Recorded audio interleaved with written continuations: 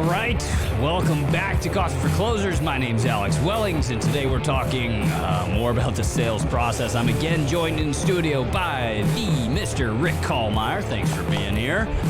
Senior Advisor Development Specialist here at Megastar, and we are going to chat you through the second stage of this sales process. This is the first appointment. This is an exciting one. This is where you're going to actually meet your federal employee.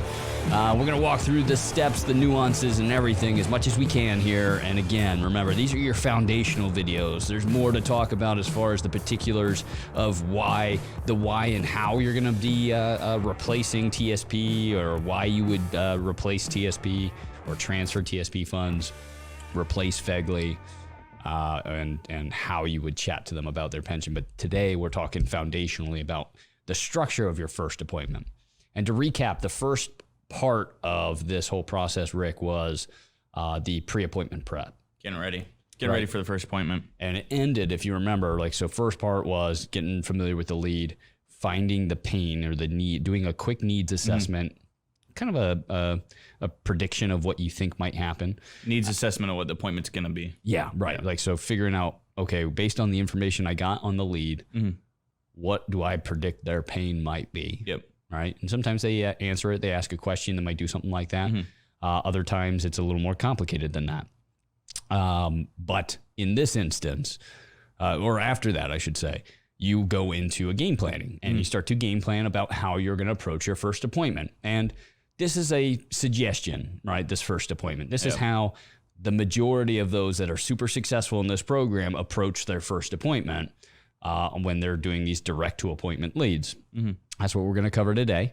And if you want to make tweaks to this, folks, you certainly can. This isn't the one size fits all. There's multiple ways to skin a cat, of course. But I'd suggest talking with Rick and others on our team here about what you're thinking about doing if you haven't approached federal employees in the way that you're planning to before. Okay? Yeah. All right, so let's talk about this tried and true method. So the first step of the first appointment is, of course, to make an introduction and build rapport, right?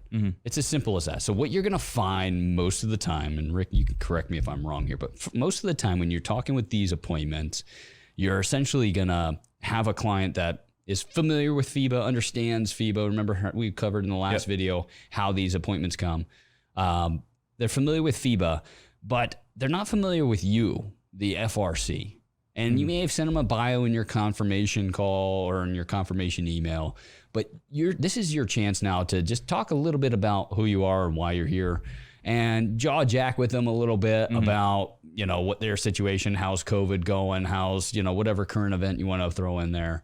But the introduction is important, right? It's your first chance. Obviously, we all know the importance of a first chance to meet somebody. But have you seen anybody do an interesting introduction, or is it generally just always, hey, I'm coming in and, my name's Rick Kallmeyer. I'm the local FRC, Federal Retirement Consultant right here in the area. Looks like you had a few questions. How are things going with you? Blah, blah, blah. You start getting into the personal.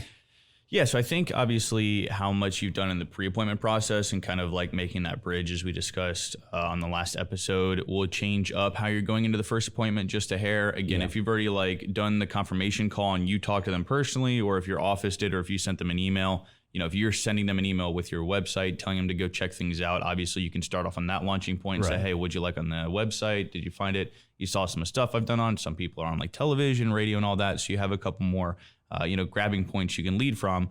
I would say most people do start with obviously the introduction of explaining who you are. You're the FRC, so just covering that base. One that I really like is kind of just again, because we're doing all these by Zoom, getting the cat out of the bag first and kind of saying, hey, look, I know this is a little bit of a weird experience for both of us. We're doing things online. I prefer to be in the office. You'd prefer to be in the office. And kind of breaking that third wall, if you will, and just kind of addressing that, hey, look, this is a little weird. So we're going to spend some time today, get to know each other a little bit more. I want to talk about you, your personal situation. We can talk about me. And I think there's a very thin line to kind of toe through this first appointment process of not spending all the time on you and then not spending all the time on the client. Yeah, no, you want to get quickly from this point, but I think you're so right. I had almost forgotten about that. The introduction get that elephant out of the room that, hey, look, I'd love to be sitting belly to belly with you. Honestly, that's how I've helped federal employees, but I've gotten real familiar with this new process of using Zoom or doing a phone call for the first meeting.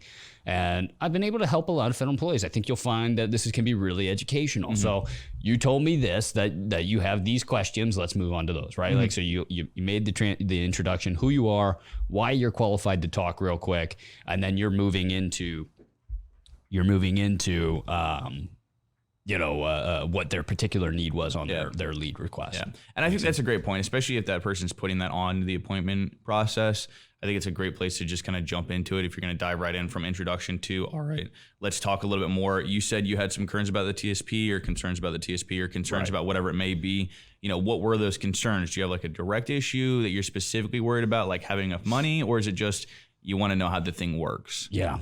Just doing more open-ended questions that are going to lead to them kind of pouring out. So you've done your introduction, and now you're going to make the switch over to addressing their particular question. So in some instances, they have a particular question that they've raised in the appointment request, and in other instances, they might not. Doesn't mean that they don't have a particular question, though. That's important to note. Yeah, they might have a particular question, and you want to jump to that quickly, but what I've seen the best of the best do is they make their way back to doing a grandiose overview of federal benefits, because while they might have one particular question that's bugging them at this point, you might find they don't have a darn clue about the rest of the benefits. I mean, we can even use that example of saying like, okay, your biggest concern is, are you going to have enough in your TSP? Right. Well, that's a simple question, but if we really look at it on a larger scale, we have to look at your Social Security, we have to look at your FERS, we have to look at the rest of your benefits to get a true idea if it's going to be enough. Yeah. You may be getting enough on your pension that we don't need that much on the TSP, or maybe you didn't work so many years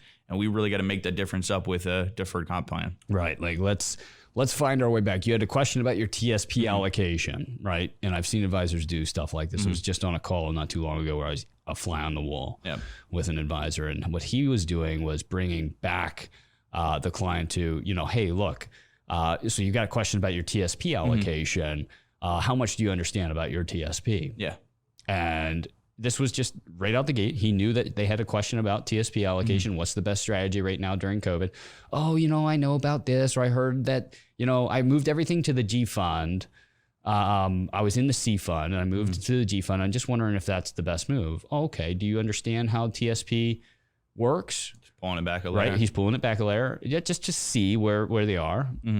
And the client answered back saying something like, oh, yeah, I've got a good idea of it. Okay, so you're familiar with all the funds. No, I wouldn't say I am. I know the C fund and the G fund. Okay, fair enough. What about your other benefits? Because how we invest within the TSP is really based on how well we've maximized our other benefits. So talk to me about your other benefits. How well do you understand your pension? Yeah. And what about your FEGLI? And that's a big part. You're saying, right? Like you don't know what you don't know, and they don't either. They're not going to know what they don't know about federal benefits until you start drilling into those points. That's it. And so if you don't drill, you will not get anywhere with this conversation. I assure you. You will answer that question that they came for, and then they'll be gone. Yep. Because they don't realize they might be 2 years from retirement. They might be 1 year. They might be 10 years. But they're only getting answers to the question they think is relevant to their situation. They might think they've got everything figured out. And I've seen the best of the best kind of put some doubt in there by sprinkling in. It's like, okay, so with your pension, oh, you do know your pension. Oh, okay, fair enough. So have you selected your spousal benefit options yet? And you know where I see that situation a lot in? When somebody has some type of an advisor, right? If they've got like an old 401k they worked with, and they've got some like Edward Jones guy they're working with, and they're really just here to ask you about the TSP because it's the one thing their dude doesn't know about. Yeah. You give them the answer, and it's like, all right, well, I got that. I can go back to him.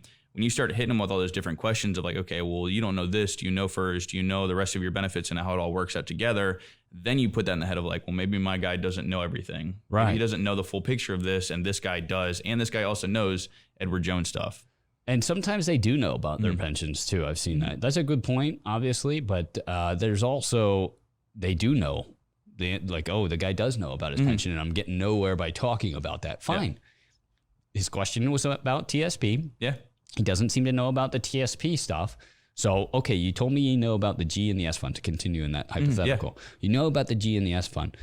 to really educate you on whether that was a good decision or not, let's walk through the other plans, right? What the other funds are, right? And they start going through the S, the I, the F, and talking them through that, then the L, and then letting them understand kind of, okay, well, to really make a grand decision on where you should allocate, we got to talk about maybe, do you have any other assets?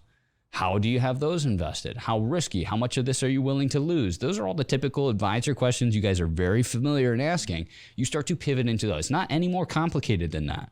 You're just trying to take what their one question is. I almost like to call it making a mountain out of a molehill, right? Like it's that same analogy. They've given you a molehill of a question. Make a mountain out of it, right?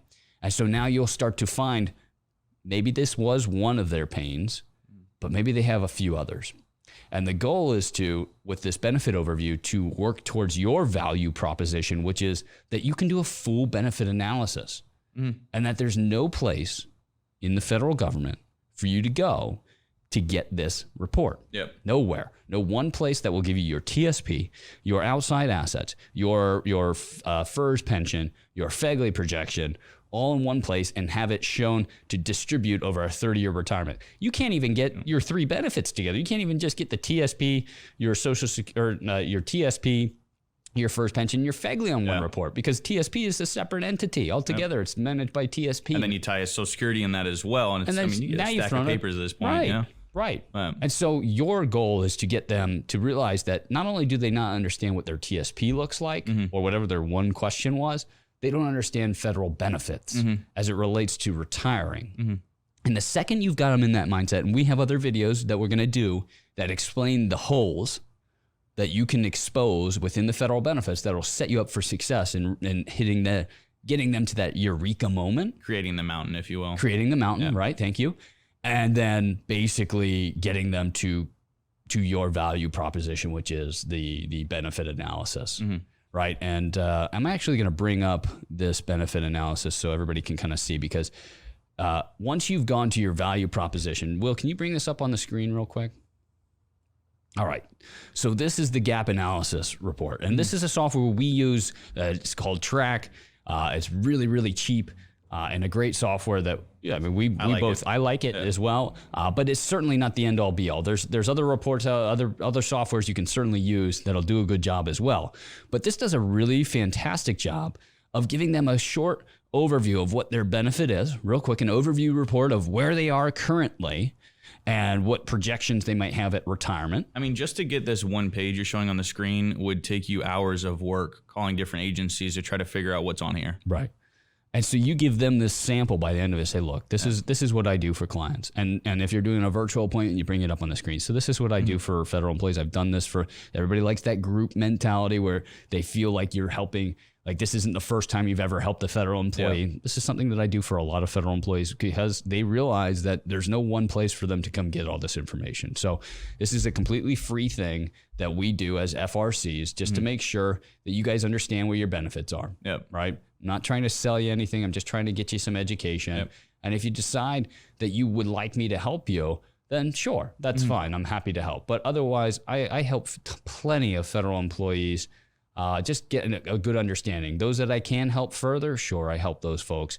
And those that I can't help any further, that's fine. Either way, you walk away with a heap load of knowledge and a report to boot. You've helped this person more than anybody else has in their financial realm, period. No doubt. No doubt. That Edward Jones guy, that Raymond James guy, they're not going to hold a candle to what you're able to do, not only from the knowledge you've received through the FRC training, but also through the knowledge they'll get from this analysis report that you produce. So they get this benefit overview. Bring this right back up real quick for us, Will. Thank you. You do a little, it's a FERS overview projection. You get a group life insurance, so it goes over the life insurance side of things. And then just a quick breakdown of the assets distributing over retirement. That's it. It's over. So a 5-page report, everything they need to know about their FEGLI, their FERS pension, their TSP, and distribution of those assets, and you're done. And it's like it's such a simple, well put together report. Boom, you've got a client that's like, well, yeah, how do I get one of these together? Well, look, it's just a couple pieces of information. Really, I mean, I don't need to know everything. Let's just talk about your Fed benefits right now. and you talk to them real quick. It doesn't take much. You don't need to ask them. I go back and forth with this. You want the reports, of course. You want the actual physical statements. There's 3 things you really need, folks. Their pay stub, you need their TSP statement, and you need their Social Security statement to put a good benefit analysis together. The cool thing is you only need one number on that TSP statement. You only need one number really on that Social Security statement. And then you need like maybe 4 or 5 numbers off the leave and earning statement. And we've got plenty of reports that we can bring up to show you guys and gals out there what we need off of the leave and earning statement. Knowing that, if you know off the top of your head what those numbers are that you need to run a good report, why ask for the statement? You're just creating doubt in them. They don't want to send that report to you. They just met you on this.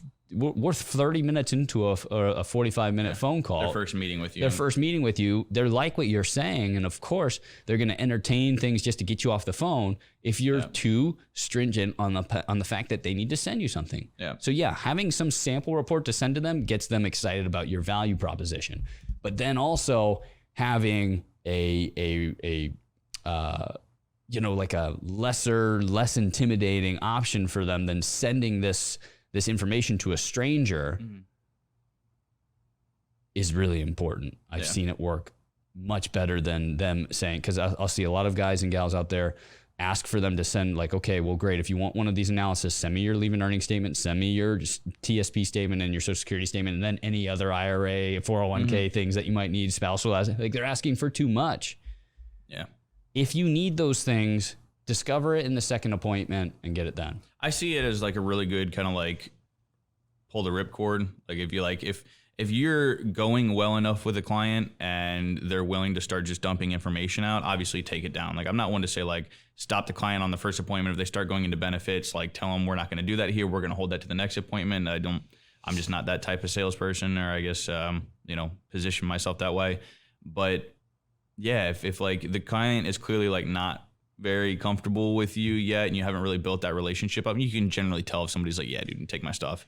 That's a great way to just be like, look, well, how much are you making? Run through those couple quick questions. Look, I can put this together for you in 2 steps. Yeah. Why don't you whip out your leave and earning statement? I'll get something together so we can get back together. You don't need to send it to me.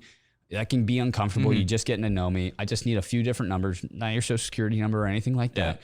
Why don't you just go ahead? Do you know how to get me your leave and earning statement? Leave Social Security out. If they don't know, this is the one question I keep getting from advisors over and over and over again. Well, I need that Social Security statement to run a benefit analysis. True, you do.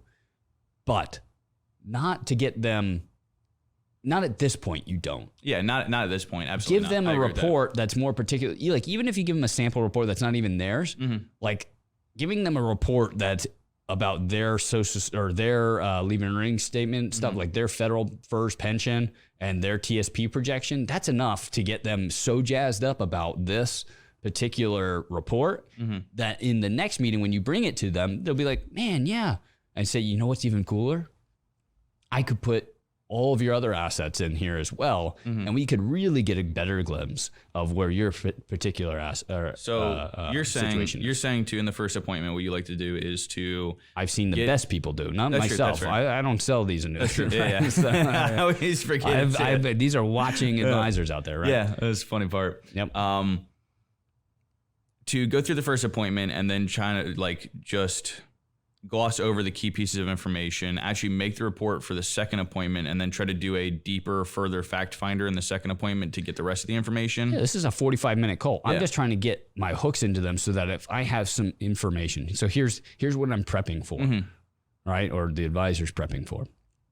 The advisor's prepping for if they just no-show you on the next appointment. Yeah. I've got something that's really a great teaser to get them back on the hook. Versus if you don't get any of that information, you show them a fake or a John Doe report and say, I can make this for you. And you're you telling them that back. in the next appointment, you got to have all these reports ready for me. Yeah. No. That's fair. Get the things you need. Very non-threatening information. We're talking about when did you start with the government? What is, okay, on your deduction there, don't tell me what you make. Tell me what your FERS deduction is. Do you see a code next to it? Easy stuff. Yeah, there's a $47 deduction, and I'm a code K. Okay, fantastic. If you know your stuff about the leave and earnings statement, you know this is a traditional FERS employee, and they're contributing 47%, which is 0.008. $47, which is 0.008. So 0.8% of their salary, right? Beautiful, great. Yep. You know, it shouldn't be $47. It'd be a rich person. Right? So, but anyway, so you're talking about, you know, just getting those kind of little things that don't scream like invasive. Yeah. And getting that, and then basically saying, okay, and your TSP balance is, okay, roughly 200,000. Okay, fantastic. And your FEGLI code is code Z1. Fantastic. You throw that in, and you can put this report together that we're looking at. I didn't put just on those questions. Yeah. You can put those things together. And so, you know, one of the things that I've seen the best advisors do is just create a simplified version of the final report, 4 pages long, and you give them that at the beginning of the second appointment. At the beginning of the second appointment. And if you don't, because then you're not giving it to them to just disappear into the night. This is the you give it to them in the beginning of the second appointment. But let's say they don't show up for their second appointment. At least I've got that to tease them to get them back on the line. Maybe they were planning to reschedule, because I think these people that don't show up for their second appointment, they have every intention of, they just need to reschedule. And then every day that goes by, they get less and less interested in what was happening, right? You know? Yeah.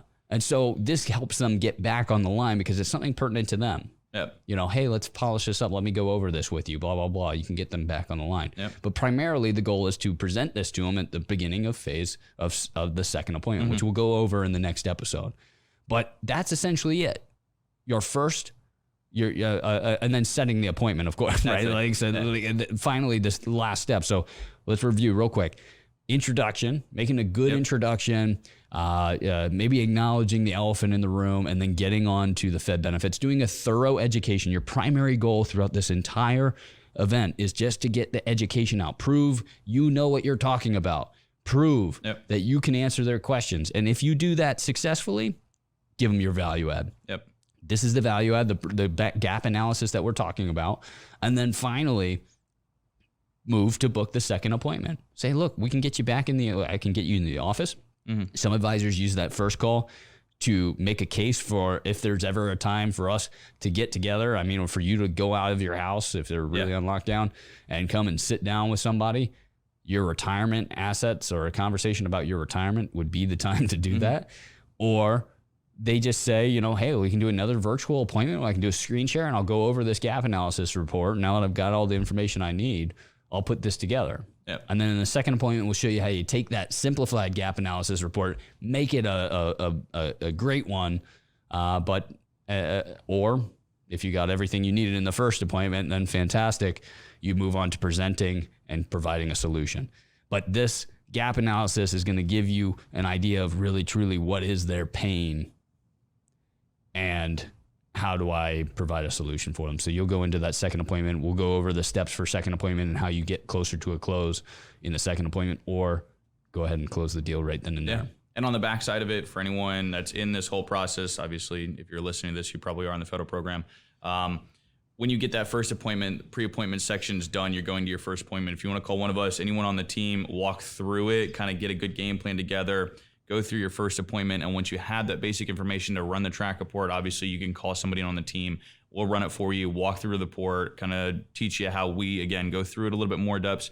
I know obviously we're going to shoot another video on that, but obviously for people, until we get that content out, give us a call and we'll walk through it. That is it for the first appointment. It's as simple as that. You're going through introduction. You're going through